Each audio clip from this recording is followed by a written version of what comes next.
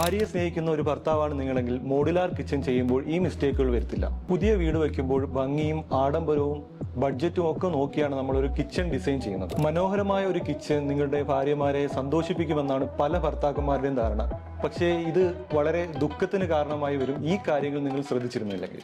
മിക്ക വീട്ടിലെയും ഭാര്യമാർ അല്ലെങ്കിൽ കിച്ചൺ യൂസ് ചെയ്യുന്നവരുടെ നടുവേദനയുടെയും ഷോൾഡർ പെയിന്റെയും പ്രധാനപ്പെട്ട കാരണം കിച്ചന്റെ ഡിസൈൻ കറക്റ്റ് അല്ലാത്തത് കൊണ്ടാണ്. കഴിഞ്ഞ 15 വർഷമായി ഇന്റീരിയർ ഡിസൈനിങ് ഫീൽഡിൽ നിൽക്കുന്ന ഒരാളെന്ന നിലയിൽ ഇത് ഒഴിവാക്കാനുള്ള മാർഗങ്ങൾ ഞാൻ നിങ്ങൾക്ക് പറഞ്ഞുതരാം. കിച്ചൺ സ്ലാബിന്റെ ഹൈറ്റ് ഉപയോഗിക്കുന്ന ആളിന്റെ ഉയരത്തിനനുസരിച്ച് 80 സെന്റിമീറ്റർ മുതൽ 95 സെന്റിമീറ്റർ വരെ, ഒരു 6 അടി ഉയരമുള്ള ഒരാളാണെങ്കിൽ ഒരു 95 സെന്റിമീറ്റർ, ആ ഒരു അനുപാതത്തിൽ വേണം കിച്ചൺ സ്ലാബ് ഡിസൈൻ ചെയ്യാൻ. കിച്ചണിൽ വർക്ക് ചെയ്യുമ്പോൾ നമ്മുടെ നടു വളയാതെ സ്ട്രൈറ്റ് ആയിട്ട് നിന്ന് സ്ലാബിനോട് ചേർന്ന് 2 കാലുകൾ നിൽക്കുന്ന വിധത്തിൽ നമ്മുടെ കാലിന്റെ മുൻഭാഗം കൗണ്ടർ ടോപ്പിന്റെ അടിയിൽ കടന്നു നിൽക്കുന്ന രീതിയിൽ വേണം കിച്ചന്റെ ഡിസൈൻ ചെയ്യാൻ. അതിന് കിച്ചന്റെ ബോട്ടം സൈഡിൽ നമ്മളൊരു 10 സെന്റിമീറ്ററിന്റെ ഒരു സ്കേർട്ടിംഗ് നിർബന്ധമായി കൊടുക്കേണ്ടതാണ്. അതുപോലെ കിച്ചണിൽ ലൈറ്റിംഗ് ചെയ്യുമ്പോൾ നിഴൽ വരാത്ത രീതിയിൽ വേണം ലൈറ്റിംഗ് ക്രമീകരിക്കാൻ. അതുപോലെ വാം ലൈറ്റുകൾ വർക്ക് ചെയ്യുന്ന ഏരിയകളിൽ നമ്മൾ ഒഴിവാക്കേണ്ടതുമാണ്.